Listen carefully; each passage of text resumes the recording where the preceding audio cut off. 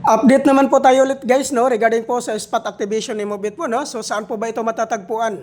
Matatagpuan po ito guys sa Rosa Floor Covered Court, Santa Rosa, Laguna. So yan po yung pinaka-venue po ng ating spot activation po guys, no. So kung ikaw po is isang professional driver's license holders at gusto pong sumali sa spot activation na ito, pumunta lang po kayo sa pin location na yan. At ang kagandahan po dito guys, pag once ma-activate ka po dito, ay ma-avail mo po ang mga previous po na binibigay po dito ni Mobit.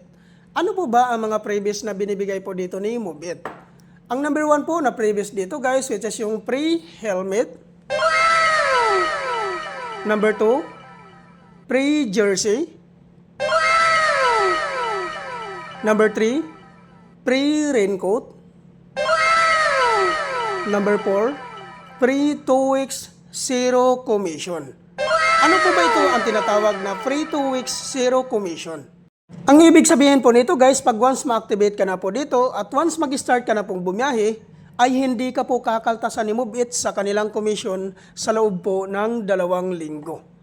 So, napakaganda pong panimula nito guys, no, dahil mapapasayo po lahat nakikitain nyo dahil hindi ka po kakaltasan po ni Mobit sa kanilang commission sa loob po ng 2 linggo.